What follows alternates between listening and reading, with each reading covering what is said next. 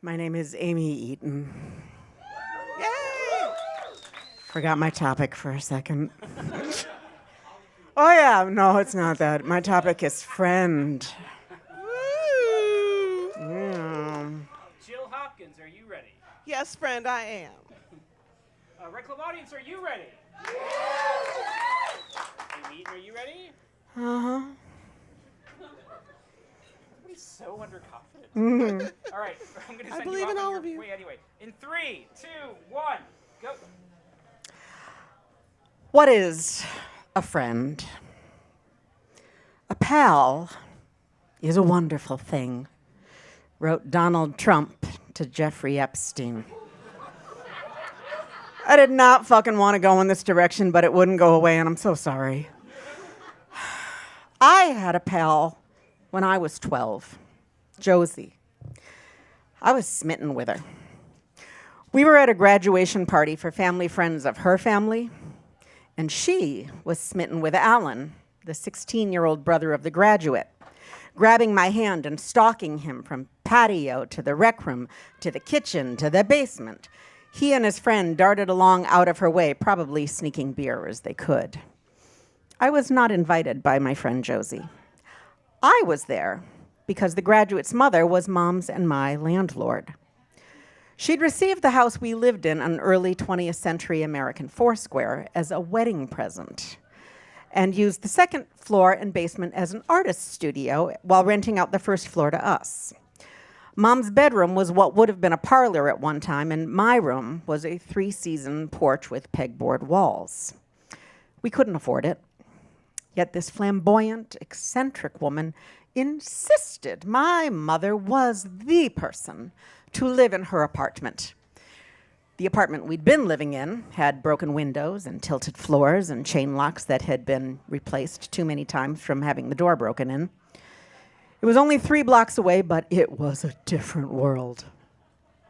They worked out an agreement for rent that a mom could afford, but to make up the difference for what she could get for the apartment, my mother and I would do all of the yard work, lawn mowing, raking, and shoveling to care for the corner house, as well as the 3-car garage space, and shoveling a fucking 3-car garage space in upstate New York is no fucking picnic. Mom had not wanted to go to the party, so I walked across 2 bridges to the fancy side of town wearing a brand new outfit from Barbara Moss and feeling very grown up. I felt grown up, and in many ways, I might have looked grown up. I was as tall as I am right now, talking to you. I had breasts. I did. I've had them for a long time. But I was too young to be bothered with a purse old, too young for makeup and pierced ears old, too young for even Bonnie Bell lip smackers old. I was started my period this past year old. I was never been on a date old. I was not yet in junior high old. I was finished reading The Hobbit, but not The Lord of the Rings old. When Josie arrived at the party, she dragged me by the hand to follow these boys, these young men with scruff and Adam's apples. And finally, Alan pulled us into my landlady's VW camper van. He tossed a blanket to his friend, and boom, I was covered. What I remember about what happened that June night are 3 things. How this strange teenager's face covered my nose and mouth and made it nearly impossible to breathe. How confused I was about what he was doing and why. How my mind galloped and my muscles were frozen. And when it was over, Josie fixed the straps on my camisole and my French braids, and I looked to her for guidance, for reassurance. I was staying at her house on top of South Mountain for the next couple nights. Mom was happy to have me occupied, or rather, Mom's girlfriend was. Josie and I slept curled like puppies on a hammock, swam in her pool, and didn't talk about what had happened at that party. Not really. A couple years later, Josie's parents sent her off to Quaker boarding school. Now, the Quakers, or the Religious Society of Friends, began in the mid-1600s as a pushback to the Church of England. They wanted less pomp, more silence, less God in the cathedral, more God in the natural world. Apparently, at this point, I might rather speculate on religions I know very little about than to actually spend 7 minutes talking about actual friends I've known.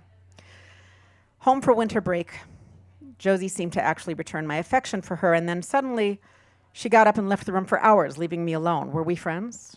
Lovers? Both? Neither? Did I mean anything to her? She was one of a long line of heartbreaks, irresistible in her unavailability. That June evening in 1978 changed the way I'd view friends and lovers for the rest of my life. It would impact all my personal decisions about who to let in, how much, and how. It would prime me to regard intimacy as something cavalier, a game. It would teach me to not say no to so many people I would have preferred to say no to because it was easier to freeze and then just go away. It robbed me of the joy of saying yes. It taught me that friends are sometimes friends, and sometimes they are just dangling you like bait. When I was 17, I got hired to babysit for Alan's older brother at yet another party, and Alan drove me home in that same VW camper van. He pulled outside our apartment and looked at me and nodded his head toward the back.